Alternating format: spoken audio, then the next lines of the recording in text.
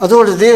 ꯑꯩꯈꯣꯏꯒꯤ ꯂꯩꯕꯥꯛꯁꯤꯗ ꯏꯖꯠ ꯃꯥꯡꯍꯟꯕ ꯑꯗꯨꯒ ꯃꯑꯣꯡ ꯇꯥꯍꯟꯗꯅ ꯂꯩꯔꯤꯕꯁꯤ ꯀꯅꯥꯅ ꯇꯧꯏ ꯁꯥꯁꯣꯟ ꯄꯥꯏꯔꯤꯕ ꯑꯗꯨꯅ ꯇꯧꯏ ꯑꯗꯨ ꯁꯥꯁꯣꯟ ꯄꯥꯏꯔꯤꯕ ꯑꯗꯨꯗ ꯅꯪ ꯑꯃꯨꯛꯀ ꯍꯟꯅ ꯄꯥꯏꯌꯣ ꯍꯥꯏꯗꯅ ꯑꯩꯈꯣꯏꯅ ꯈꯪꯅ ꯈꯪꯅ ꯄꯤꯁꯤꯜꯂꯕꯗꯤ ꯃꯅꯤꯄꯨꯔ ꯊꯨꯒꯥꯏꯕꯗ ꯌꯥꯔꯦ ꯑꯩꯒꯤ ꯏꯆꯥ ꯏꯁꯨ ꯔꯦꯞ ꯇꯧꯕꯗ ꯌꯥꯔꯦ ꯑꯗꯨꯒ ꯅꯪꯅ ꯇꯧꯅꯤꯡꯕꯗ ꯇꯧꯕ ꯌꯥꯔꯦ ꯍꯥꯏꯔꯣꯏꯗ꯭ꯔꯣ ꯑꯗꯨꯗ ꯅꯠꯇꯅ ꯃꯥꯒꯤ ꯋꯥꯈꯜꯂꯣꯟꯗꯣ ꯄꯩꯁꯥꯅ ꯂꯩꯕ ꯌꯥꯔꯕꯗꯤ ꯃꯥꯒꯤ ꯐ꯭ꯔꯤꯗꯝ ꯑꯣꯐ ꯊꯣꯠꯇꯨ ꯌꯣꯟꯊꯣꯛꯑꯕꯣꯏꯗꯤ ꯅꯝꯐꯨꯗ ꯂꯧꯈ꯭ꯔꯕꯣꯏꯗꯤ ꯑꯣꯛꯇꯕꯤ ꯅꯨꯄꯤꯒ ꯃꯥꯟꯅꯗ꯭ꯔꯣ ꯑꯗꯨꯅ ꯑꯩꯈꯣꯏꯒꯤ ꯄꯩꯁꯥ ꯂꯧꯔꯤꯕ ꯅꯨꯄꯥ ꯅꯨꯄꯤꯁꯤꯡꯗꯣ ꯑꯣꯛꯇꯕꯤ ꯂꯝꯆꯠ ꯆꯠꯄꯤ ꯅꯨꯄꯤꯒ ꯃꯥꯟꯅꯒꯗꯧꯔꯤꯕꯅꯦꯕ ꯑꯩꯈꯣꯏ ꯈꯨꯟꯅꯥꯏꯁꯤ ꯑꯣꯛꯇꯕꯤꯒꯤ ꯈꯨꯟꯅꯥꯏ ꯑꯣꯏꯁꯤꯔꯥ ꯑꯣꯛꯇꯕꯤ ꯍꯥꯏꯔꯒ ꯅꯨꯄꯤ ꯄꯨꯝꯅꯃꯛ ꯕ꯭ꯂꯦꯝ ꯇꯧꯕ ꯅꯠꯇꯦꯀꯣ ꯂꯥꯟꯅ ꯈꯟꯈꯤꯅꯤ ꯑꯣꯛꯇꯕꯤ ꯇꯧꯕ ꯈꯔꯗꯨ ꯑꯗꯨꯒꯤ ꯂꯝꯆꯠ ꯂꯧꯔꯒ ꯑꯩꯈꯣꯏꯅ ꯆꯠꯄ ꯆꯨꯝꯗꯦꯕ ꯑꯗꯨ ꯑꯣꯏꯔꯕꯣꯏꯗꯤ ꯑꯗꯒꯤ ꯍꯧꯖꯤꯛꯀꯤ ꯖꯣꯟꯁꯟꯅ ꯍꯥꯏꯔꯤꯗꯣ ꯑꯩꯗꯤ ꯀꯌꯥꯕꯨ ꯀꯨꯞꯅ ꯈꯜꯂꯨꯗꯦ ꯑꯦꯅꯥꯂꯥꯏꯁ ꯆꯟꯕ ꯇꯧꯏ आर्टिकल 14 से लोन मानगदम नत्रो अदुदे बीजेपी याव ngate बीजेपी याव अमुगु ay hangena कांग्रेसु एमएलए मंगा कारी ने मोगिदि थौदैब्रा अदुदे बीजेपी मता पिर रोइदब्रा आई थाजदे बीजेपी के कैंडिडेट लुमि ब काहुदबा मयामदो अदु मुन्नदोरिनी अदा एमएलए सिंगना लौना रबदि कांग्रेस ना हाइबे वन तो का आइना साजिन जबनी एमएलए सिंगदा खुथांग लौना रबदि अखोय मंगा के अखोय दे पियो हाइरो ओइद्रो अदुगी पोट अदु कंस्टिट्यूएंसी सब मानन येनरदि येनसे हाइदिना अदुगी पोटो अफबा नतेबा सरकार की पैसा सरकार की पॉलिसी प्रोग्राम चौको थौरांग दो को हुंफु चिंग जु तमुजाय को हुंफु येन थोकसे सिबु याब्राने मसे दरकार लेदि केस थाबा याब्रा दो को कनसेना नारो लेदिसिंग मुताबु तानगेना अदु बीजेपी नतबा वुमन सिंगदा 10,000 सीपी दबा यारोय पिगदबनी हायरबा अदगे अतै मसी पॉलिटिकल मेटिव ओरे कंस्पायरेसी ओरे को अदोदि मसी यामना काइबा पोट अमा लेरनि मसी की ट्रेंड द चलदि अखै सिनदना तोरनि ने मणिपुर से फोंगना खंगना कदोरिमनि लेकाय लेकाय आइगी लेकाय द बीजेपी ने कदवी जॉनसन की लेकाय द बीजेपी ने कदवी संदाय की लेकाय दा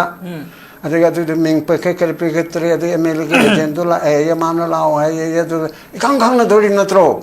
बिहार गुम्बा कचनमदा लीडर मोद ओय भागो सिप पार चक्रो हैना हाइब जगह सुनते अदगे प्रेसना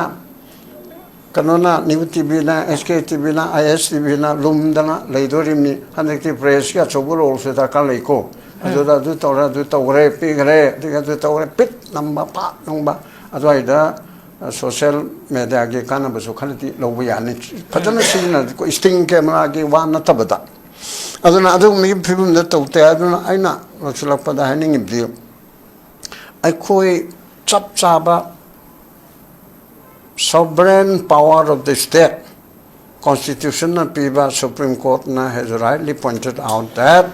the state has got its own sovereign power under the list 2 of the 7th schedule ke list 2 sida entry humpu taruk piriba mari manga budalok to kare asige number 1 public order number 2 police aduga number entry number 18 land use ching tamge land se karam na sijina kani kari to ne khazna kaya loguni kanada satram me pibe ya ya de na ching muchi state government lep kadam ne haibadi land belongs to state government haibadi people da not to the individual yes private ki tanana ba sing haisina yumnam tabagi yumnam le kai san thoksom tabagi thoksom le kai hanala ipsiba bako wayangbam tabagi wayangbam le kai sina tangkhul mayam na tai dan okhul parmanbu adubu moi khaktegi de nate madugum gi pot adu to dana government da tax piraga bhara piraga haitare ne samsamna tampak chu chingina hill gi kanoda hill house tax na lori tampakina patagi koi lamgi chahi gi paisa thiridna asi torga leirimna sipuna makse sarkar na tawdurimna adugu mo tawduri ba pot adu da मधु तौदना सरकार मसाना ngамjaba law and order ngамjaba pot ado asum hangdana masile hauji akoina national party mam pamnarakti se congress su tawi tawude adu bjp ne helaba high communism se even kanom to masibo no mai khala kanu to honme yagadra operation to honme yagadra he yaro chimita ha chu yaro ꯑꯗꯨ ꯍꯥꯏꯌꯦꯅ ꯍꯥꯏ subject two correction ꯀꯣ ꯑꯗꯨꯃꯥꯏꯅ ꯇꯧꯒꯗꯕꯅꯦꯅ ꯍꯥꯏꯔꯨꯏꯌꯦ home ꯃꯤꯅꯤꯁꯇꯔꯅ ꯑꯗꯣ ꯑꯁꯣꯝꯗꯒꯤ ꯑꯥꯗꯒꯤ order ꯐꯪꯗꯦ ꯍꯥꯏꯔꯛꯑꯦ ꯍꯥꯏꯅ ꯑꯔꯥꯟꯕꯗꯤ ꯑꯣꯏꯔꯝꯕ ꯌꯥꯏꯀꯣ ꯄꯪꯍꯥꯏꯗ ꯍꯥꯏꯕꯁꯨ ꯌꯥꯅꯤ ꯑꯗꯣ ꯀꯩꯅꯣꯝꯃ ꯇꯧꯕ ꯈꯨꯗꯤꯡꯒꯤ ꯁꯦꯟꯇꯔꯗꯒꯤ ꯗꯤꯔꯦꯛꯇꯤꯞ ꯂꯧꯕ ꯃꯁꯤ ꯍꯥꯞꯃꯜꯂꯦ ꯂꯣꯅ ꯌꯥꯗꯦ ꯇꯁꯦꯡꯕꯗꯤ ꯂꯣꯅ ꯌꯥꯗꯦꯗꯤ ꯁꯦꯟꯇꯔꯒꯤ ꯃꯇꯦꯡ ꯄꯥꯡꯉꯛꯀꯗꯕꯁꯤꯅ ꯑꯥꯔꯇꯤꯀꯜ 355ꯇ ꯄꯥꯡꯒꯗꯕꯅꯤ 355ꯅ ꯄꯥꯡꯒꯗꯧꯔꯤꯁꯨ ꯑꯃꯤꯠ ꯁꯥꯍꯅ ꯀ꯭ꯔꯤꯁꯅ ꯁꯥꯗꯧ ꯅꯠꯇꯦ ꯀ꯭ꯔꯤꯁꯅꯗꯤ ꯃꯅꯤꯄꯨꯔ ꯆꯤꯐ ꯃꯤꯅꯤꯁꯇꯔꯅ ꯁꯥꯖꯒꯗꯕꯅꯤ ꯇꯥꯛꯄ ꯃꯇꯦꯡ ꯄꯥꯡꯕ ꯁꯤꯐꯥꯏ ꯄꯤꯔꯛꯄ ꯍꯥꯏꯗꯤ ꯑꯦꯛꯁꯇꯔꯅꯦꯜ ꯑꯦꯒ꯭ꯔꯦꯁꯟ ꯂꯩꯔꯦ ꯑꯗꯨꯒ ꯏꯟꯇꯔꯅꯦꯜ ꯗꯤꯁꯇꯔꯕꯦꯟꯁ ꯂꯩꯔꯦ ꯑꯗꯨ ꯑꯣꯏꯔꯗꯤ ꯁꯔꯀꯥꯔꯁꯤ ꯐꯖꯅ ꯆꯠꯍꯜꯂꯨꯁꯦ ꯁꯤꯐꯥꯏ 50,000 ꯆꯠꯂꯣ ꯅꯣꯏ ꯆꯠꯂꯣ ꯀꯟꯇ꯭ꯔꯣꯜꯗꯤ ꯚꯥꯔꯠ ꯁꯔꯀꯥꯔꯅ ꯇꯧꯒꯗꯧꯔꯤꯕ ꯑꯗꯨꯕꯨ ꯃꯐꯝꯁꯤꯗꯗꯤ ꯌꯨꯅꯤꯐꯥꯏꯠ ꯀꯃꯥꯟ ꯍꯥꯏꯕ ꯑꯃ 2004ꯗꯒꯤ ꯔꯤꯒꯨꯂꯦꯁꯟ ꯑꯃ ꯁꯦꯝꯃꯤꯌꯦꯕ ꯀꯔꯤ ꯍꯥꯏꯅ ꯇꯣꯉꯥꯟꯕ ꯗꯤꯁꯤꯄ꯭ꯂꯤꯟꯗꯒꯤ ꯂꯥꯛꯄ ꯅꯤꯅ ꯑꯥꯔꯃꯤꯒꯤ ꯃꯀꯣꯛ ꯂꯩꯖꯩ CRPꯒꯤ ꯂꯩꯖꯩ ꯑꯁꯥꯝ ꯔꯥꯏꯐꯜꯒꯤ BSFꯀꯤ ꯑꯗꯨ ꯑꯗꯥꯒꯤ ꯂꯩꯖꯩ ꯑꯗꯣ ꯏꯟꯗꯤꯌꯥꯒꯤꯗꯤ ꯄꯨꯂꯞ ꯀꯟꯇ꯭ꯔꯣꯜ ꯇꯧꯋꯤ ꯁꯤꯗꯗꯤ ꯀꯅꯥꯅ ꯇꯧꯅꯤ ꯃꯥꯒꯤ ꯑꯆꯧꯔꯝꯗ ꯑꯃꯅ ꯇꯧꯔꯛꯀꯅꯤ ꯑꯗꯨꯗꯤ ꯀꯅꯥꯅ ꯇꯧꯔꯅꯤ ꯁꯔꯀꯥꯔꯒꯤ ꯃꯀꯣꯛ ꯆꯤꯐ ꯃꯤꯅꯤꯁꯇꯔꯅ ꯌꯨꯅꯤꯐꯥꯏꯠ ꯀꯃꯥꯟꯒꯤ ꯆꯤꯌꯔꯃꯦꯟ ꯍꯥꯏꯗꯅ ꯁꯦꯝꯃꯤꯕꯅꯦꯕ ꯑꯗꯨꯕꯨ ꯄꯤꯊꯣꯛꯇꯦ ꯀꯥꯏꯅ ꯃꯌꯥꯝ ꯍꯥꯏꯅꯔꯤꯕꯗꯣ ꯑꯗꯨꯒꯨꯝꯕ ꯌꯨꯅꯤꯐꯥꯏꯠ ꯀꯃꯥꯟ ꯑꯗꯨꯒꯤ ꯃꯈꯥꯗ ꯑꯣꯅꯔꯦꯕꯜ ꯆꯤꯐ ꯃꯤꯅꯤꯁꯇꯔꯅ ꯃꯅꯤꯄꯨꯔꯗ ꯂꯩꯔꯤꯕ ꯑꯥꯔꯃꯤꯒꯤ ꯃꯀꯣꯛ ꯊꯣꯡꯕ ꯂꯨꯆꯤꯡꯕ ꯃꯌꯥꯝꯁꯦ ꯀꯧꯔꯒ ꯍꯧꯖꯤꯛꯀꯤ ꯍꯥꯏꯔꯤꯕ ꯅꯥꯒꯥ 3 ꯃꯥꯡꯕꯁꯦ ꯀꯨꯀꯤ 14 ꯃꯥꯡꯕꯁꯦ ꯑꯩꯈꯣꯏ ꯃꯤꯆꯪ ꯃꯤꯈꯥꯏ ꯅꯥꯏꯗꯅ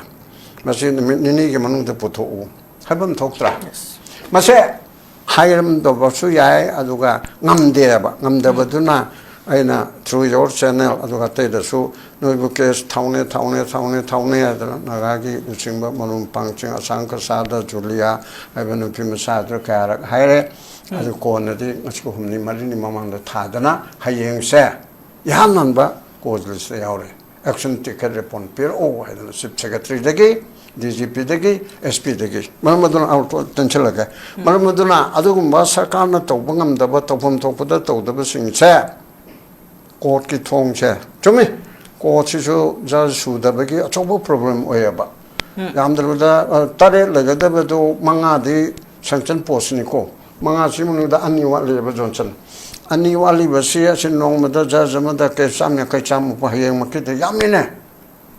ꯑꯗꯩ ꯗꯤꯕꯤꯖꯟ ꯕꯦꯟꯆ ꯑꯃꯁꯨ ꯂꯩꯇꯕ ꯌꯥꯗꯦ ꯑꯗꯩ ꯁꯤꯡꯒꯜ 2 ꯑꯃ ꯑꯗꯨ ꯇꯧꯔꯒ ꯁꯤꯒꯨꯝꯕ ꯇꯧꯕꯁꯤꯗ ꯃꯌꯥꯝ ꯑꯃ ꯆꯪꯗꯅ केस था अहम लापना था सेप्टेम्बर यौना केस पीरेने अदु जजदा ताइनबा नते बिकॉज ऑफ दी केस मचिंग यांगरबसे अदुगुम लेबदुना प्रजा सिंगसु तर को छ अमा मानिदा अदुनने आइने हाइदो खरे हंजिना कोर्टसु बीजेपीनाइजेशन तो बीजेपीनाइजेशन दा हाबियाते मोदीनाइजेशन तो हरब्रा सुप्रीम कोर्ट फावना कपिल सिबल ना हायरेदना कोर्ट पुनमक सुप्रीम कोर्ट फावबा सरकार हाइबन चाम लुम लौरे सरकार के मायोक्ता थारप केसती लौनिंगुम लौनिंगदगो तौरे अदु चमानना मणिपुरसु तौरे हाइना अइना खल्लेबको चासामना तौरे मक्ते हाइरोय तौरे हाने खल्ली अदुना कोइ पुनम मातामिना बता कल्ले नुगाइना बाइ कोइ हुजिकी तसेंग स्कीम से फंगबम थोकपा प्रजा मियामदा फंगनी न खनबिब्रा कमाइना हुजि ओइरा because of this system actually system sina phajana ga tawni ga tawu tordi am phaine pi lak ahum ga lising ang khai kana jasunu haidimne any amago so tawdu mande aduna sa haido election based vote based tawba bihar style tamba bihar de la so haitaba khangdabana bu yamabni ko adugi style che manipur gumbada तौबनी है तौरपने येंब ताई अदो अकाया थोई तौरगदी court of law द सब ताई public meeting दे मियाम दे अवेयरनेस पीब ताई असि पुनमग से अनौबा रीजनल फोर्स लाखदरिबा ना रोल सिंगी ना चथरकदरिबा पॉलिटिकल मूवमेंट से मसे कोनी येंगिब ताई until and unless लेरिबा नेशनल पार्टी सिंगसिना अदुगा मरुएन रूलिंग पार्टी ना तौफम थोपदु तौरक्तरगदी प्रजा मियाम हुपना अखोई वाले लौमिना बगी मथौ ताई बहुत खोनबा तैक्टिसनी बिहार तो तौग्रे तै जगह सिंग सु तौग्रे आंग पफंगबा खुरानबा आंग पफंगबा कथुकारन तौबसी लीगलाइज तौथो एरगा आइन याब मोंगदा सिदी सरकार ने पिजबनी बीजेपी की नते हाइबदि उतपा अदोरदी प्रजा की पिजबा वरगदी प्रजा लोइनमकी तौगे तौरोदना प्रजा सी ला कुंथ्रा प्रजा ला कुंथ्रा नि लैलिबसे असिदा रुपा लिसिंग यांखै पीरबोदी 9,500 crore खक्तनेबा मणिपुर प्रजा पुनमक समझाए मणिपुर प्रजा पुनमक बीजेपी ना लैरगे हैरदी समझाए सुयाउना पुलब लैरगे हैरदी प्रजा ला कुंथ्रादा प्रजा अमदा वोट थादब यादबसु लिसिंग यांखै पीरबदी 9,500 crore खक्तनेबा इंदागी अचौब स्टेट अमेगी बजेट नेबा मसीदंग मिपुंग खुदमक्ता पीरबदी यारे अजो ओइथोकद्रा ओइथोओय अदुना 10,000 से करोड़ चहुम हुम्फू हनक बजेट हापखरे अनौब चीफ मिनिस्टर रही नाउ खेमसान ना तौरगा लौथोखरे हात्रिंगेदिगी हौना अदुना नुपी लाख अहुमगा लिसिंग हुम्फूदा फंगन्नबा करोड़ चहुम हुम्फू 10,000 करीगी वुमेन वेलफेयर स्कीम फजे ममिंदी वुमेन वेलफेयर स्कीम यूथ सु तौरोना यूथ वेलफेयर स्कीम स्पोर्ट्स सु तौरोना अदुगी वेलफेयर स्कीम अदुदगी तोगान बमकुमगी एसिंग सु तौरो डिसेबल पर्सन सिंग सु तौरो अमदु सु तौरो अदु नत्रिया बहुत का नुपीगा से मरी लेनी मपुम पुनमुक्तने खरे है ना मणिपुर ना सरकार यादबा सरकार दा याम थीन चैबा नंगददि तो सरकार नंगददि न पायानि मचान को आइजे चिन थिबन तबदा माय बेल सिंगना असिबु सरकार रो असिबु सासन लो अकोइबु हिंबा ngамद्रबा अकोइगे राइट पीबा ngамद्रबा लंबी चतप याहंद्रबा युमले करी पालनबा ngамद्रबा सिबु सरकार रो एन सिराप तौरिया बट वोटा पंगते बि खुदोंग चाबा लौरगा सरकार पाइबा कांगुना मरुएना हुजिकोना बीजेपी ना सरकार पाय हाइबिगो ने को बीजेपी खक्तदा तमना मसे पान पंगांग दंगांग यामने कांग्रेस ने तौरसु हाइदोरिमनी अफबो बोदि बीजेपी गुड फतबो तौरगना बीजेपी बैड हाइदोइनेबा कदबि बीजेपी बा आइगे लाना येनब्रो आइगे चमिनबा इचाइसु सिंगंग पायरमबा चिलनाउ मयामनेबा बीजेपी त तौरिबसे मरु ओइबो रुबा चीफ मिनिस्टर अनि ओइरे एमएलए कया ओइरी पार्टी का चौचौबो फम पाइरी अदो मोइगी तौरिबा पॉलिसी प्रोग्राम अदुना बीइंग ए गार्जियन अम ओइना आइखोइगी chastisement anthem nelamnina bisesor da haibado bisesor boina nungsidaba natte bongomani mabu aina thambal thongge chapu bu kaina ba yaibra haibado maina ai ma kau hiroi asau utkini yadabu utkini haiba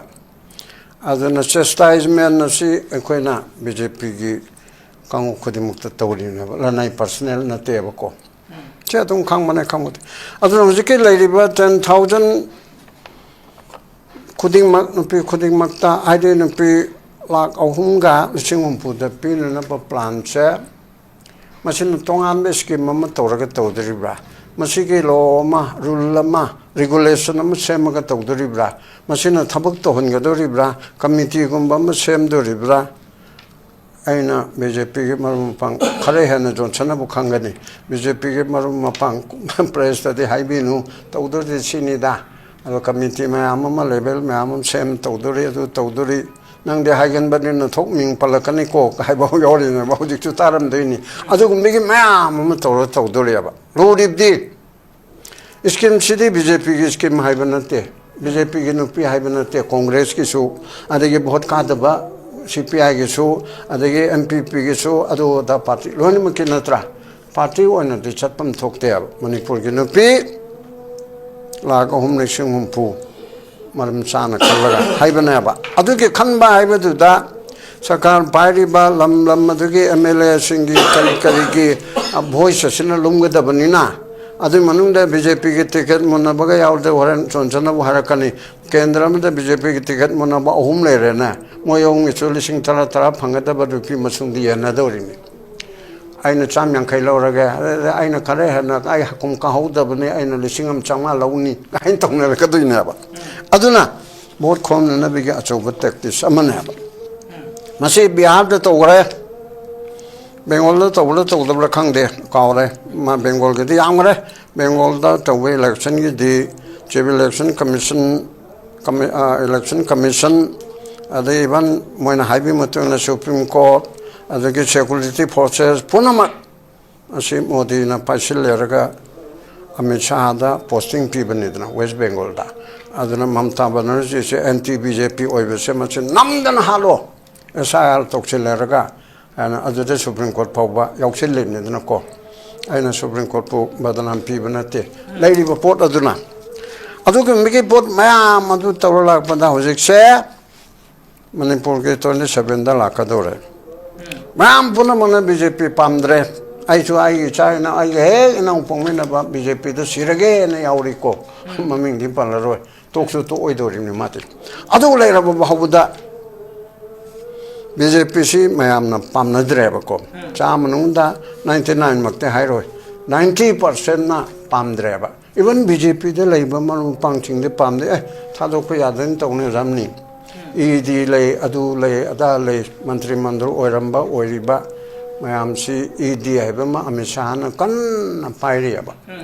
Adega Atopa CBI to Pai and I to Pai Moiduna Karalaiko, politician the D. Chief Minister Oinona Tataru Jail Tamangamin Midana, ED Sina. Narendra Modi, Amishagi Jura Sina. Chief Minister Oibu Tataru Jail Libiabro. At the moment, look topping am Dabanina, Maran Toxagadam, the Toxaro Hare, I toy. Madam di I know in a happy bonate I na carpet out there, you get scandal day Chenade, I toy. Germanism seems oiny hiring. At the pretty big dictatorship army ku nong to president, prime minister, Paraga Hatopama, Natraka Pamlo Toga, and over to Tawaba. But Kejriwal the Dingam Kidra. Tataru Leraga, Mado Tadore, Aduga, discharge to Tore. Adugamu, appeal to wait out there to Amanico. Masiki Port Ponamagasi, later, Yam for the say. Must say a quickie deed. Manipurity, Yam Loba, Mana. Cookie, that quit Tanagadam Nate, Naga, Tanagadaba Meteda, Panganda Quimasin Tanagadam Nate. Government in Yagi policy, she that. Manipur say, Maruena Mete say, recalcitrant. Not so, check with the Uba. In the other, I could numb the Losingian and I could Harun hide him in a core. Other day I could ning Tamgan and Ambangam, the Batuna Manila, Hoba, Enti, in that we will see Yami, Mete, I will say. Aduga, Naga, I will see Manga Kali, and Anichinam Tanabi Maru and Mete Hana, Namtanabi the Mukta, who young Album, Makuki Lamentu and Bakara, and guest over Nab. I think Mapanichan Pakasi of Singiba. Adu Tawadu that. Cookie claim blame to the co. Cookie Marum Pang Paba, XMP or Ramba, Curriculum, Mamly. Although because of gunpower, no may pivacina, Cookie Gumba, Kitang Sotaba, Hagadra, democracy, Tajadaba, law Tajadaba, sing as a daddy, no may pipe secti, Sisaweba. May take them Karapi, Nagana Bukari, eh, Adria, there, may take organization Amanatrak Amagade, Adu in Karabutawiko, Nagagi Sutawiko, but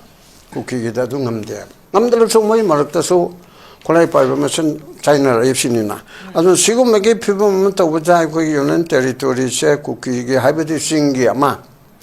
Polapunsalaga, Perka Tampaki, city state, when a Tamgadabra, Azuki plan, Ama, a Kogi Nagalangi, Tugaitrakana, Nagalangi, to Maina. Frontier Nagaland Territorial Assembly type, the Appentia type, Manipur, Adu, Haragat, Water Ribra, at the Togaiter Moto to Tugaina Bigilamia, Papua, Ama 27, Matung, the Tawiwa, when the Tagraba. Aduna, Sigi people must see the arm around the inner was look for the hiding of deed. Motor Piba, Amamata, Mate, I bought in my Pamela, the Kajagan, and a Hibishandik Yararoy, Manipur Kaiba. Toy with the lere, those who favor when they put Tugaina Begay people partido, Aduda Kande, Aduda support Toroba, Adu Tagalabadi, Manipur say Tugai Biare, I saw rep to Biare, Sanupi to Nana Namdana, kano to ijat mahalaga hatok pa yare na wana chum so pairo haidana sinabaga chap manara neba machi puna magche akhoi na maroi na mai bel sing ahalaman sing maru mapang sing khare na na harol na bhap tare raga ano ba iol yaol ama na harol sing ye hoji hore ibasida chumne gi kolko janta party ga ai ba khatang maung ta phate adu nataba youth movement nama jela kadori noko 14 June da bhawa tawdori thobal gi kanoda sai moi mamna haibada akui mela ground da tawdori 5000 gi matak ta tilaga regional political party mamchi pullo haibu kholaw ma pinabo honagadore ba adugum da akoi changchin ba chumbra haibu se han brown suman thamjake lakadori ba oinakadori ba scheme nasi मियामदा कानाबदु कदाइ फोबा फंगबा यागदोरि बगे हाइबदु येंबा तारि कोइ मखा थाबो सि पाबुंग मनिदा लाक्सगे हुजि ngasai oja johnson asu thambi ki ngasai koi gi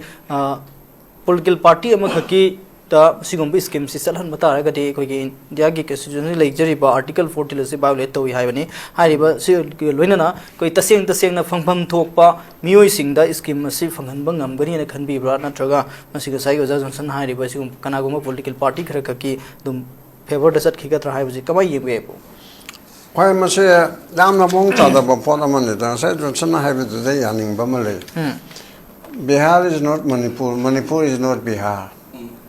Bihar, I have see me, Amele Pakude, next to UP. My Asoba, quite machine, I missed a new home, the Bihar Chalim never. Ado Bihar Haitava, Aduga, me Patabaso, Apabaso, me Patabasu Yamba, Kundetabasu Yamba, democracy so. Chatpada khara waba haidi mi amana hoiraga haida lalu basata no hoibada panam hoira ni state pura mu hoyunga mamim nitna adugumba state manipur di khoi khone india da pullo banina indianization da yauru banina madu phatte haibana te ko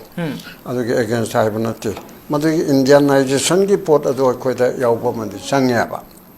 India ki oiba pot ado koi chuna drabauda Indian ki matuk tamna bo hana bada koi khudeng makse matam dagi yana na bagi pot ama changya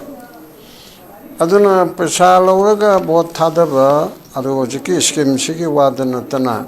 pesa lauraga bot thada ba si magi wakhan se magi mindset se magi koi ki freedom of thought se machi yon thokpa machi bu caution Masibu namdana sizinaba adagi pot amanaba adugumba pesachi tauragadi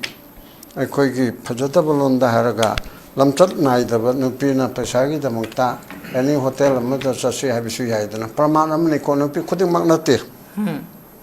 adagi bhaptu da lupa changma na aigi chahi manga gi bhot asi ontho abadi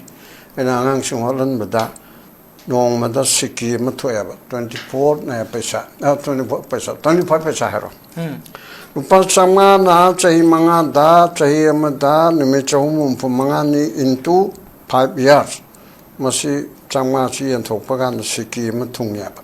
masi jo khar toina haibo phaiko chai kanano ma wari wata sanamba no to khar toina haibi wa Lupa lising ama lauraga bot yon thokpa tarabadi makhaya manaba magi nong magi Chai mangas dan mama kaya ma pangyaba. Lising ani laura di lupa ma. Sumayna lising mga laura di lupa ni makaya hum. Sida ay kway siya. Adu kangak tanaw si kalay yore aju si tare. Mapam karada. BJP gi candidate wagado riba kadana liriba singda. Miya madala sing yangkay pigani. At least mi lising tarang nga di yan gani. Tarang matoy na kagada bani. Mi mga tarule pa di mana lising kun tarer kun mga kun mathada dorim na ba khara mathada lising kun kun mana thada doi na ba lising trang nga bu sai yenga di kare na hai bi bapta mi lising trang nga da upa lising yang khay labo di 75 crore da na ba adana crore samo pai be mle mana magi mle malai ba sa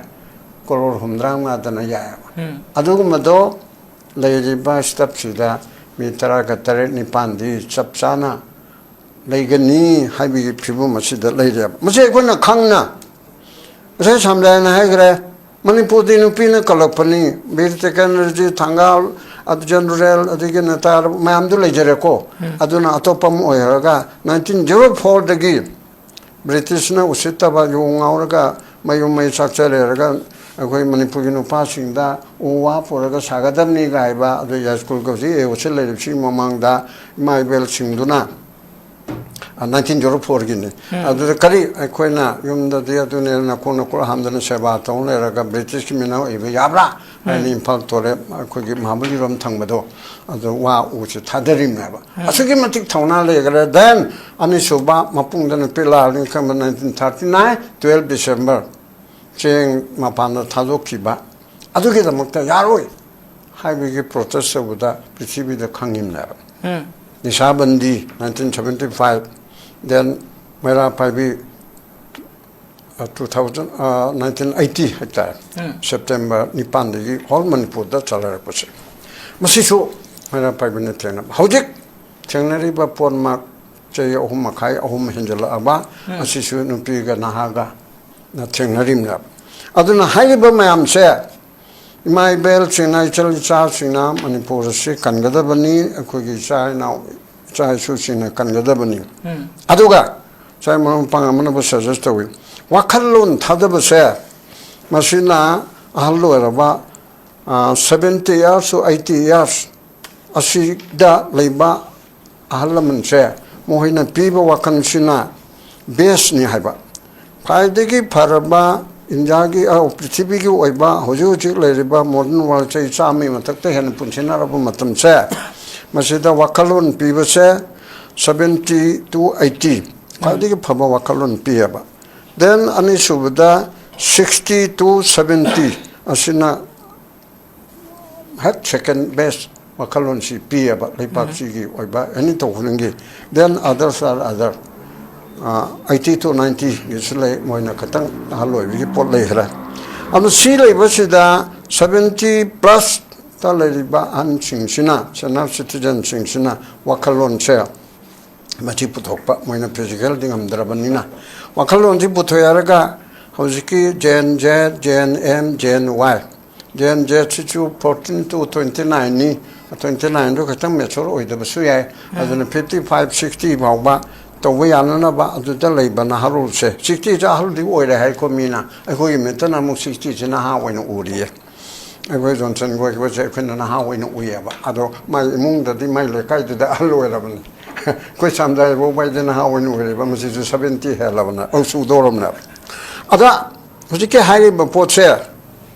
masi gum ba mayam che khang akhoi hojike lu ro ba ta han gi mamang gi pangto to ba congress no pa mp no pa bjp ba adu to cha nak ti ara roi manipur gi live and that question ni masi bu Taudana Manipur Tugai Kataba, and Chahira, I Sarep, Tauda Tingdraba, I give you may tabada, Saksang may tabada Tingdraba, I give Sudo, Tuming Eda, Canada, bomb blast of the Hatlaba, Jiri Bamda, Lady Ba, Ginupia, I quit Manipurgi, or elevation the Tauhan Hundoba, Asibu Karinti, and the Lady Bad Mian Mipuntoba, to the Jum Soch in Rabadi, Papu Nebako,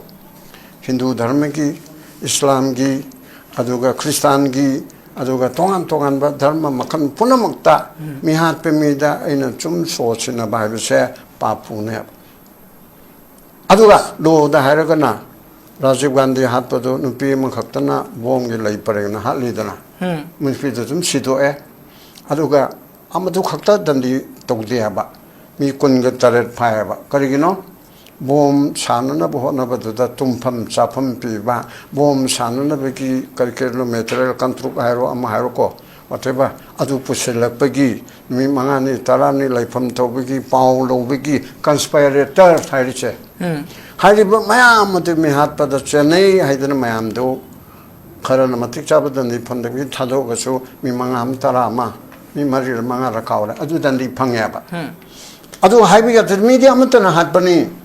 mayam du karigi phangi mateng pangbegi adoride akhoi laipak sida ijan mangan ba aduga mong tahandana leiribesi kanana tawi sason pairi ba aduna tawi adu sason pairi ba aduda nang amuka na payo haidana koina khangna pisilabdi Manipur ꯊꯨꯒꯥꯏꯕꯗ ꯌꯥꯔꯦ ꯑꯩꯒꯤ ꯏꯆꯥ ꯏꯁꯨ ꯔꯦꯞ ꯇꯧꯕꯗ ꯌꯥꯔꯦ ꯑꯗꯨꯒ ꯅꯪꯅ ꯇꯧꯅꯤꯡꯕꯗ ꯇꯧꯕ ꯌꯥꯔꯦ ꯍꯥꯏꯔꯣꯏꯗ꯭ꯔꯣ ꯑꯗꯨꯗ ꯅꯠꯇꯅ ꯃꯥꯒꯤ ꯋꯥꯈꯜꯂꯣꯟꯗꯣ ꯄꯩꯁꯥꯅ ꯂꯩꯕ ꯌꯥꯔꯕꯗꯤ ꯃꯥꯒꯤ ꯐ꯭ꯔꯤꯗꯝ ꯑꯣꯐ ꯊꯣꯠꯇꯨ ꯌꯣꯟꯊꯣꯛꯑꯕꯣꯏꯗꯤ ꯅꯝꯐꯨꯗ ꯂꯧꯈ꯭ꯔꯕꯣꯏꯗꯤ ꯑꯣꯛꯇꯕꯤ ꯅꯨꯄꯤꯒ ꯃꯥꯟꯅꯗ꯭ꯔꯣ ꯑꯗꯨꯅ ꯑꯩꯈꯣꯏꯒꯤ ꯄꯩꯁꯥ ꯂꯧꯔꯤꯕ ꯅꯨꯄꯥ ꯅꯨꯄꯤꯁꯤꯡꯗꯣ ꯑꯣꯛꯇꯕꯤ ꯂꯝꯆꯠ ꯆꯠꯄꯤ ꯅꯨꯄꯤꯒ ꯃꯥꯟꯅꯒꯗꯧꯔꯤꯕꯅꯦꯕ ꯑꯩꯈꯣꯏ ꯈꯨꯟꯅꯥꯏꯁꯤ ꯑꯣꯛꯇꯕꯤꯒꯤ ꯈꯨꯟꯅꯥꯏ ꯑꯣꯏꯁꯤꯔꯥ ꯑꯣꯛꯇꯕꯤ ꯍꯥꯏꯔꯒ ꯅꯨꯄꯤ ꯄꯨꯝꯅꯃꯛ ꯕ꯭ꯂꯦꯝ ꯇꯧꯕ ꯅꯠꯇꯦꯀꯣ ꯂꯥꯟꯅ ꯈꯟꯈꯤꯅꯤ ꯑꯣꯛꯇꯕ ꯑꯣꯛꯇꯕꯤ ꯇꯧꯕ ꯈꯔꯗꯨ ꯑꯗꯨꯒꯤ ꯂꯝꯆꯠ ꯂꯧꯔꯒ ꯑꯩꯈꯣꯏꯅ ꯆꯠꯄ ꯆꯨꯝꯗꯦꯕ ꯑꯗꯨ ꯑꯣꯏꯔꯕꯣꯏꯗꯤ ꯑꯗꯒꯤ ꯍꯧꯖꯤꯛꯀꯤ ꯖꯣꯟꯁꯟꯅ ꯍꯥꯏꯔꯤꯗꯣ ꯑꯩꯗꯤ ꯀꯌꯥ ꯀꯨꯞꯅ ꯈꯜꯂꯨꯗꯦ ꯑꯦꯅꯥꯂꯥꯏꯁꯟꯕ ꯇꯧꯏ ꯑꯥꯔꯇꯤꯀꯜ 14 ꯑꯁꯤ ꯂꯣꯏꯅ ꯃꯥꯟꯅꯒꯗꯕ ꯅꯠꯇ꯭ꯔꯣ ꯑꯗꯨꯗꯤ ꯕꯤ ꯖꯦ ꯄꯤ ꯌꯥꯎꯕ ꯉꯥꯛꯇꯗꯤ ꯕꯤ ꯖꯦ ꯄꯤ ꯌꯥꯎꯗꯕ ꯑꯃꯨꯛ ꯑꯩ ꯍꯪꯒꯦꯅꯦ ꯀꯣꯡꯒ꯭ꯔꯦꯁꯁꯨ ꯑꯦꯝ ꯑꯦꯜ ꯑꯦ 5 ꯀꯥꯔꯤꯅꯦ ꯃꯣꯏꯒꯤꯗꯤ ꯇꯧꯗꯣꯏꯕ꯭ꯔꯥ ꯑꯗꯨꯗꯤ ꯕꯤ ꯖꯦ ꯄꯤ ꯑꯝꯇ ꯄꯤꯔꯔꯣꯏꯗꯕ꯭ꯔꯥ ꯑꯩ ꯊꯥꯖꯗꯦ ꯕꯤ ꯖꯦ ꯄꯤꯒꯤ ꯀꯦꯟꯗꯤꯗꯦꯠ ꯂꯨꯝꯃꯤꯕ ꯀꯥꯍꯧꯗꯕ ꯃꯌꯥꯝꯗꯣ ꯑꯗꯨ ꯃꯨꯟꯅꯗꯧꯔꯤꯕꯅꯤ ꯑꯗ ꯑꯦꯝ ꯑꯦꯜ ꯑꯦꯁꯤꯡꯅ ꯂꯧꯅꯔꯕꯗꯤ ꯀꯣꯡꯒ꯭ꯔꯦꯁꯅ ꯍꯥꯏꯕꯤꯌꯨ ꯅꯠꯇꯦꯀꯣ ꯑꯩꯅ ꯁꯥꯖꯤꯟꯖꯕꯅꯤ ꯑꯦꯝ ꯑꯦꯜ ꯑꯦꯁꯤꯡꯒꯤꯗ ꯈꯨꯠꯊꯥꯡꯗ ꯂꯧꯅꯔꯕꯗꯤ ꯑꯩꯈꯣꯏ 5ꯒꯤꯁꯨ ꯑꯩꯈꯣꯏꯗ ꯄꯤꯌꯨ ꯍꯥꯏꯔꯛꯑꯣꯏꯗ꯭ꯔꯣ ꯑꯗꯨꯒꯤ ꯄꯣꯠ ꯑꯗꯨ ꯀꯟꯁꯇꯤꯇꯨꯋꯦꯟꯁꯤ ꯆꯞ ꯃꯥꯟꯅꯅ ꯌꯦꯟꯅꯔꯗꯤ ꯌꯦꯟꯅꯁꯦ ꯍꯥꯏꯗꯣꯏꯅꯦ ꯑꯗꯨꯒꯤ ꯄꯣꯠꯇꯨ ꯑꯐꯕ ꯅꯠꯇꯦꯕ ꯁꯔꯀꯥꯔꯒꯤ ꯄꯩꯁꯥ ꯁꯔꯀꯥꯔꯒꯤ ꯄꯣꯂꯤꯁꯤ ꯄ꯭ꯔꯣꯒ꯭ꯔꯥꯝ ꯆꯥꯎꯈꯠ ꯊꯧꯔꯥꯡꯗꯕꯨ ꯑꯩꯈꯣꯏ ꯍꯨꯝꯐꯨ ꯆꯤꯡꯒꯤꯁꯨ ꯇꯝꯕꯁꯨ ꯑꯩꯈꯣꯏ ꯍꯨꯝꯐꯨ ꯌꯦꯟꯅ ꯊꯣꯛꯆꯩ ꯁꯤꯕꯨ ꯌꯥꯕ꯭ꯔꯥꯅꯦ ꯃꯁꯤ ꯗꯔꯀꯥꯔ ꯂꯩꯔꯗꯤ ꯀꯦꯁ ꯊꯥꯕ ꯌꯥꯕ꯭ꯔꯥ ꯍꯥꯏꯕꯗꯣ ꯑꯩꯈꯣꯏꯒꯤ ꯎꯀꯤꯜꯁꯦꯅ ꯅꯍꯥꯔꯣꯜ ꯂꯩꯔꯤꯕꯁꯤꯡꯕꯨ ꯇꯥꯟꯅꯒꯦꯅ ꯑꯗꯣ ꯕꯤ ꯖꯦ ꯄꯤ ꯅꯠꯇꯕ ꯋꯨꯃꯟꯁꯤꯡꯗ 10,000 ꯁꯤ ꯄꯤꯗꯕ ꯌꯥꯔꯣꯏ ꯄꯤꯒꯗꯕꯅꯤ ꯍꯥꯏꯔꯕ ꯑꯗꯒꯤ ꯑꯇꯩ ꯃꯁꯤ ꯄꯣꯂꯤꯇꯤꯀꯦꯜ ꯃꯦꯇꯤꯞ ꯑꯣꯏꯔꯦ ꯀꯟꯁꯄꯥꯏꯔꯦꯁꯤ ꯑꯣꯏꯔꯦꯀꯣ ꯑꯗꯨ ꯑꯣꯏꯔꯗꯤ ꯃꯁꯤ ꯌꯥꯝꯅ ꯀꯥꯏꯕ ꯄꯣꯠ ꯑꯃ ꯂꯩꯔꯅꯤ ꯃꯁꯤꯒꯤ ꯇ꯭ꯔꯦꯟꯗ ꯆꯠꯂꯗꯤ ꯑꯩꯈꯣꯏ ꯁꯤꯟꯅꯗꯅ ꯇꯣꯛꯑꯔꯅꯤꯅꯦ ꯃꯅꯤꯄꯨꯔꯁꯦ ꯐꯥꯎꯅ ꯈꯪꯅꯔꯛꯀꯗꯣꯔꯤꯕꯅꯤ ꯂꯩꯀꯥꯏ ꯂꯩꯀꯥꯏ ꯑꯩꯒꯤ ꯂꯩꯀꯥꯏꯗ ꯕꯤ ꯖꯦ ꯄꯤꯅ ꯀꯩꯗꯧꯋꯤ ꯖꯣꯟꯁꯟꯒꯤ ꯂꯩꯀꯥꯏꯗ ꯕꯤ ꯖꯦ ꯄꯤꯅ ꯀꯩꯗꯧꯋꯤ ꯁꯟꯖꯥꯏꯒꯤ ꯂꯩꯀꯥꯏꯗ ꯑꯗꯒꯤ ꯑꯗꯨꯗ ꯃꯤꯡ ꯄꯩꯈꯠ ꯄꯤꯈꯠꯇ꯭ꯔꯦ ꯑꯗꯩ ꯑꯦꯝ ꯑꯦꯜ ꯑꯦꯒꯤ ꯑꯦꯖꯦꯟꯗꯣ ꯂꯥꯛꯑꯦ ꯃꯥꯅ ꯂꯥꯛꯑꯣ ꯍꯥꯏꯌꯦ ꯑꯗꯨꯒ ꯏꯈꯪ ꯈꯪꯅꯗꯧꯔꯤ ꯅꯠꯇ꯭ꯔꯣ ꯕꯤꯍꯥꯔꯒꯨꯝꯕ ꯀꯥꯆꯤꯟ ꯑꯃꯗ ꯂꯤꯗꯔ ꯑꯃꯗ ꯍꯣꯏ ꯚꯥꯒꯣ ꯁꯤ ꯄꯥꯔ ꯆꯠꯈ꯭ꯔꯣ ꯍꯥꯏꯅ ꯍꯥꯏꯕ ꯖꯒꯥꯁꯨ ꯅꯠꯇꯦ ꯑꯗꯒꯤ ꯄ꯭ꯔꯦꯁꯅ ꯀꯩꯅꯣꯅ ꯅ꯭ꯌꯨ ꯇꯤꯚꯤꯅ ꯑꯦꯁ ꯀꯦ ꯇꯤꯚꯤꯅ ꯑꯥꯏ ꯑꯦꯁ ꯇꯤꯚꯤꯅ ꯂꯨꯝꯗꯅ ꯂꯩꯗꯣꯔꯤꯕꯅꯤ ꯍꯟꯗꯛꯇꯤ ꯄ꯭ꯔꯦꯁꯀꯤ ꯑꯆꯧꯕ ꯔꯣꯜꯁꯨ ꯗꯔꯀꯥꯔ ꯂꯩꯀꯣ ꯑꯗꯨꯗ ꯑꯗꯨ ꯇꯧꯔꯦ ꯑꯗꯨ ꯇꯧꯈ꯭ꯔꯦ ꯄꯤꯈ꯭ꯔꯦ ꯑꯗꯒꯤ ꯑꯗꯨ ꯇꯧꯈ꯭ರೆ ꯄꯤꯠ ꯅꯝꯕ ꯄꯥꯛ ꯅꯝꯕ ꯑꯗꯨꯋꯥꯏꯗ ꯁꯣꯁꯤꯌꯦꯜ ꯃꯦꯗꯤꯌꯥꯒꯤ ꯀꯥꯟꯅꯕꯁꯨ ꯈꯔꯗꯤ ꯂꯧꯕ ꯌꯥꯅꯤ ꯐꯖꯅ ꯁꯤꯖꯤꯟꯅꯔꯗꯤꯀꯣ ꯁ꯭ꯇꯤꯡ ꯀꯦꯃꯦꯔꯥꯒꯤ ꯋꯥ ꯅꯠꯇꯕꯗ ꯑꯗꯨꯅ ꯑꯗꯨꯒꯨꯝꯕꯒꯤ ꯐꯤꯕꯝꯗ ꯇꯧꯗꯦ ꯑꯗꯨꯅ ꯑꯩꯅ ꯂꯣꯏꯁꯤꯜꯂꯛꯄꯗ ꯍꯥꯏꯅꯤꯡꯉꯤꯕꯗꯤ ꯑꯩꯈꯣꯏ ꯆꯞ ꯆꯥꯕ sovereign power of the state constitution piba Supreme Court has rightly pointed out that the state has got its own sovereign power under the list 2 of the 7th schedule 7th schedule ke list 2 sida entry humpu taruk piriba mari manga budalok to kare asigi number 1 public order, number 2 police, aduga number entry number 18 land use ching tamgi land se karam na sijina kani kari tawni khazna kaya loguni kanada settlement pibe yai ade na ching muchi state government lep kadam ne haibadi land belongs to state government haibadi people da not to the individual yes private ki tanana ba sing bhaisina yumnam tabagi yumnam lekai sen thoksom tabagi thoksom lekai hanala ipsiba bako wayangbam tabagi wayangbam lekai sina tangkhul mayam na tai adun okhul parmanbu adubu moi khaktegi de nate madugum gi pot adu to dana government da tax piraga mara piraga haitare ne samsamna tampak chu chingina hill gi kanoda hill house tax na lori tampakina patagi koi lamgi chahigi pacha thiridna asi tawraga leirimna sipuna makse sakarna tawdurimna ba adugumba tawduriba pot aduda madu tawdadana sarkar masana ngamjaba law and order ngamjaba pot ado asum hangdana masile hauji akoina national party mam pamnarakti se congress su tawi tawbude adubu bjp ne heleba high communism se even kanom to masibo no mai kala kanu to honme yagadra operation to honme yagadra hey yaro chimita ha chu yaro adu hai na hai subject to correction ko adu man to goda me na highway ye honi tana adu somdegi adegi order phangde hai yan aran badi oram yai ko pangai da hai bisu yan adu kanom to bu khudingi center digi directive loba masi hakmalle loan यादे तसेंगबदी loan यादे centre की Matang पांगकदबसिना article 355 त पांगदबनी 355 न पांगदरुसु अमिशान कृष्ण साददौनते कृष्ण दी मणिपुर से mission साजगदबनी ताकपा मतंग पांगबा सिपाई पिरकपा आईडी एक्सटर्नल एग्रेशन लेरे अदोगा इंटरनल डिस्टर्बेंस लेरे अदोगा सरकार से फजन चललोसे सिपाई दिसिंगांके चलो नोय चलो चलो कंट्रोल दी भारत सरकार ने तौदरिबा अदुबु मफम सिददी यूनिफाइड कमांड है 2004 दगी रेगुलेशन अम सेमियबा करे है ना तोंगान तोंगान बा डिसिप्लिन दगी लाकपा निना आर्मी की मकोक लेजे सीआरपी की लेजे असम राइफल की बीएसएफ की अदुदा की लेजे अद इंडिया की दी पुलप कंट्रोल तो सिददी कनान तौने मागे अचाउरमदा अमन अमन तोरकन अदुदी कनान तौरनी सरकार की मको चीफ मिनिस्टर ने यूनिफाइड कमांड की चेयरमैन हाइदन सेमिमनाबा अदुबु पिथोय पिथोक्ते गान मयाम हाइनरिदो अदु मै यूनिफाइड कमांड अदुगी मखादो ऑनरेबल चीफ मिनिस्टर ना मणिपुर लेरिबा आर्मी की मकोक थोमल लिचिंबा मयाम से कौरगा हुजिकी हाइरिबा नागा तरुक मांगबसे कुकी तरा मरी मांगबसे अखोय मिचिंग मिखाइ नाइदना मसे निनी के मनुंग पुथोउ हाइबम थोक्त्रा मसे हाइरम दोबसु याय अदुगा ngamdeaba ngamdabaduna aina through your channel aduga taidasu noibu case thaune nagagi uchingba manum pangching asangka sada julia aibanu pimasa dra kara haire adu konadi ngasko humni marini mamangda thadana hayeng se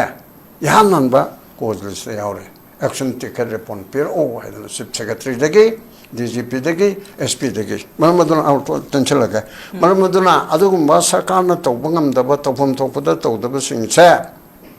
court की थोंग से चुमे court से जो जज सुदब की अचौब problem होएबा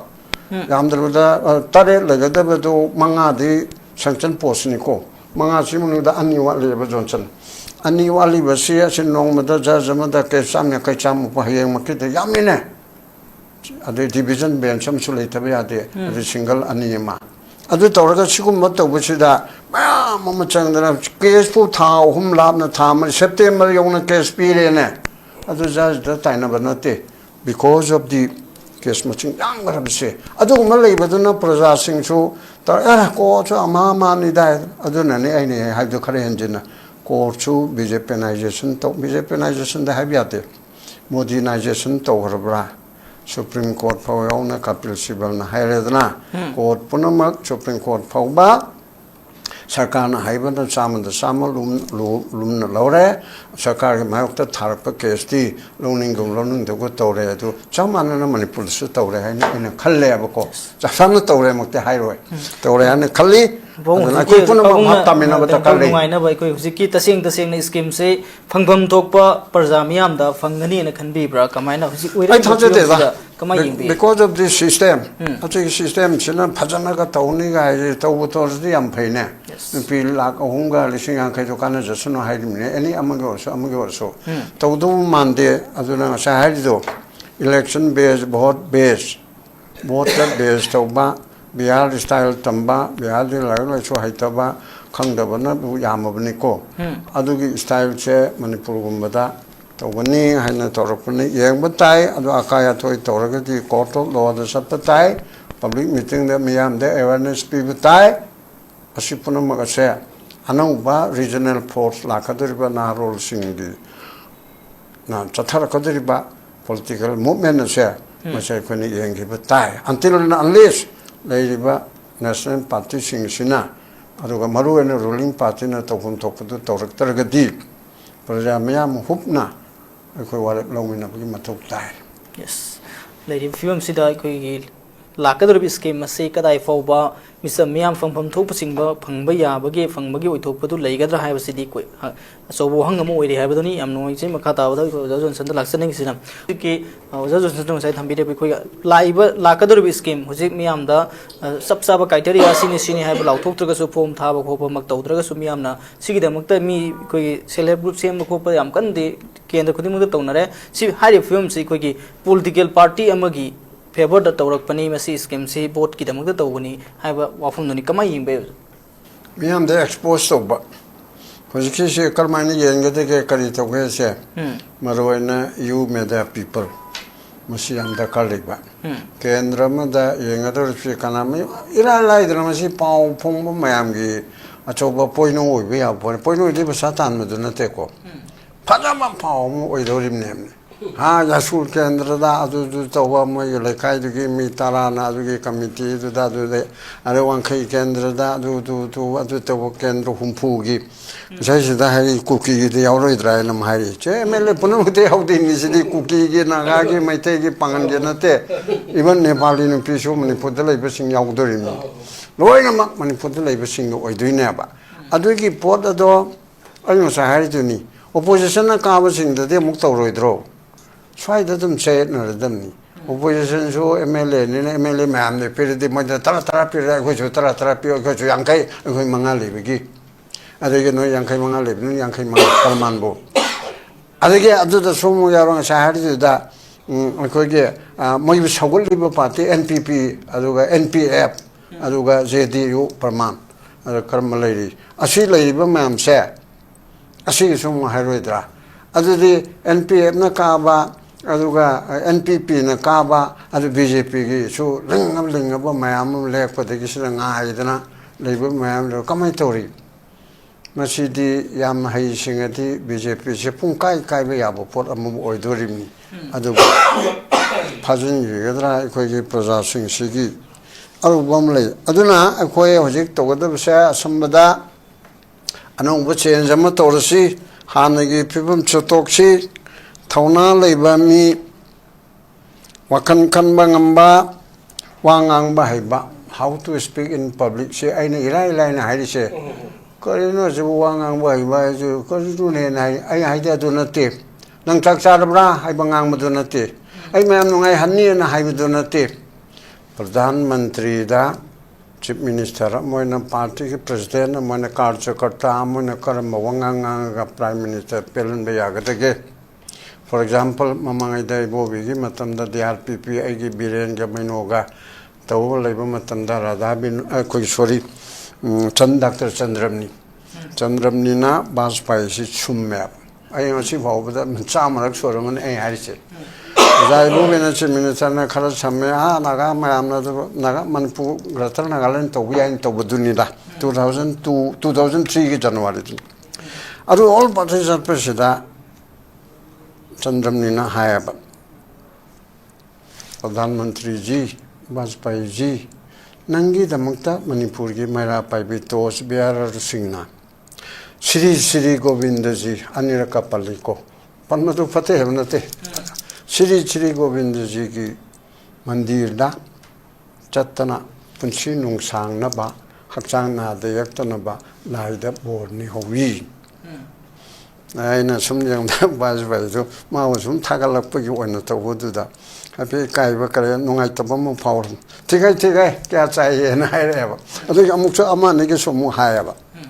adu sa ekhoina pambadi Manipur thogai ni Greater Nagaland kana na hai ri ba who says so NSN IM na hai bani dana ai ni da hai de ko no sa na hai de no ni yaning da ban tro Mr. Bobi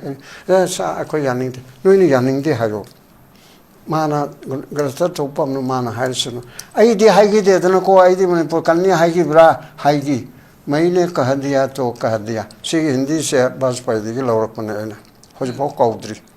maine kah diya to kah diya aina hai gra ai de lepi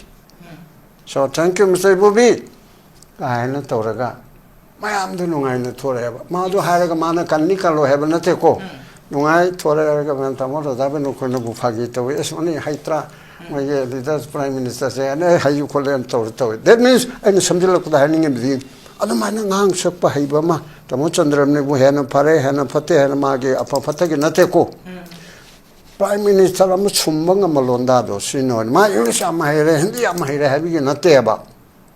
adu gi gun chen ba adu na how to speak in public how to deal your leader adu ga how to masi ge your leader asi ge poda se samna harbada ꯑꯩꯈꯣꯏꯒꯤ communication skill ꯂꯩꯌꯨ ꯍꯥꯏꯕꯅꯤꯗ ꯈꯔ ꯑꯐꯕ ꯂꯥꯏꯔꯤꯛꯀꯤ ꯂꯣꯟꯗꯥꯗ ꯍꯥꯏꯔꯒꯅ communication skill ꯏꯃꯥ ꯏꯕꯦꯜꯁꯤꯡꯅ ꯈꯪꯅꯅꯕ ꯂꯣꯟꯗꯥꯗ ꯋꯥ ꯉꯥꯡꯕ ꯍꯩꯕ ꯃꯤꯅ ꯋꯥ ꯉꯥꯡꯕꯒꯤ ꯗꯤꯕꯦꯠꯇ ꯊꯥꯎ ꯗꯤꯕꯦꯠ ꯇꯧꯕ ꯁꯥꯕꯅꯦꯕ ꯑꯦꯁꯦꯝꯕ꯭ꯂꯤꯗ ꯆꯠꯄꯁꯦ ꯂꯩꯄꯥꯛꯀꯤꯗꯃꯛꯇ ꯗꯤꯕꯦꯠ ꯌꯥꯎꯗ꯭ꯔꯗꯤ ꯍꯧꯖꯤꯛꯀꯤ ꯋꯥꯔꯜꯁꯤꯗꯤ ꯑꯩꯅ ꯆꯠꯅꯕꯤ ꯗꯤꯕꯦꯇꯦꯕꯜ ꯋꯥꯔꯜ ꯑꯣꯏꯔꯦꯕ ꯔꯨꯂꯤꯡ ꯄꯥꯔꯇꯤ ꯑꯣꯄꯣꯖꯤꯁꯟ ꯂꯩꯕ ꯑꯗꯨ ꯁꯥꯁꯣꯟ ꯇꯧꯕ ꯀꯩꯅꯣꯗꯁꯨ ꯑꯩꯈꯣꯏ ꯑꯆꯨꯝ ꯑꯔꯥꯟ ꯕꯤꯆꯥꯔ ꯇꯧꯕꯗꯁꯨ ꯋꯥꯀꯠꯄ ꯀꯥꯡꯕꯨ ꯑꯗꯨꯗꯒꯤ ꯋꯥꯌꯦꯠꯄ ꯀꯥꯡꯕꯨ ꯄ꯭ꯔꯣꯁꯤꯀ꯭ꯌꯨꯁꯟ ꯗꯤꯐꯦꯟꯁ ꯑꯗꯨꯒ ꯀꯝꯄ꯭ꯂꯦꯅꯦꯟ ꯑꯦꯟ ꯑꯦꯀ꯭ꯌꯨꯁ ꯉꯥꯏꯅ ꯂꯩꯔꯤꯕꯁꯦ ꯀꯩꯊꯦꯜ ꯀꯥꯕꯗꯁꯨ ꯄꯣꯠꯁꯤ ꯃꯃꯜ ꯀꯥꯕꯤ ꯑꯁꯨꯛ ꯑꯩ ꯌꯥꯝꯃꯜꯂꯤ ꯅꯪꯒꯤꯁꯦ ꯐꯠꯇ꯭ꯔꯦ ꯑꯩꯁꯤ ꯐꯩ ꯃꯔꯝ ꯄꯤꯅꯔꯛꯑꯣ ꯑꯗꯨꯗꯤ ꯁꯤꯗ ꯂꯧꯔꯁꯤ ꯗꯤꯕꯦꯠ ꯂꯣꯏꯅ ꯆꯪꯉꯦꯕ ꯑꯗꯨꯒꯨꯝꯕ ꯗꯤꯕꯦꯠ ꯇꯧꯔꯁꯨ ꯂꯣ ꯁꯦꯝꯃꯁꯨ ꯍꯥꯏꯅ ꯆꯠꯂꯒ ꯋꯥ ꯉꯥꯡꯕꯁꯨ ꯍꯩꯇꯕ ꯈꯣꯡꯃꯥꯟ ꯀꯣꯠꯄꯗꯃꯛ ꯍꯩꯕ ꯖꯦꯁꯤꯄꯤ ꯀꯣꯠꯄꯗꯃꯛ ꯍꯩꯕ ꯃꯤꯁꯤꯡꯗꯨ ꯊꯥꯒꯠꯂꯒ ꯃꯌꯥꯝ ꯆꯪꯗꯅ ꯅꯪꯕꯨ ꯑꯃꯨꯛ ꯍꯟꯅ ꯊꯥꯅꯅꯕ ꯑꯩꯈꯣꯏ ꯃꯌꯥꯝꯅ ꯅꯉꯣꯟꯗ ꯆꯪꯉꯛꯑꯕꯅꯤꯅ ꯏꯕꯨꯡꯉꯣ ꯀꯥꯏꯅ ꯍꯥꯏꯕꯁꯦ ꯃꯁꯤꯗꯪꯗꯤ ꯇꯣꯛꯁꯤ ꯍꯥꯏꯕ ꯁꯨꯃꯥꯏꯅ ꯑꯩ ꯊꯝꯖꯔꯤ ꯐꯤꯂꯝꯁꯤꯗ ꯃꯤꯌꯥꯝꯒꯤ ꯃꯨꯠ ꯈꯟꯕꯁꯤꯁꯨ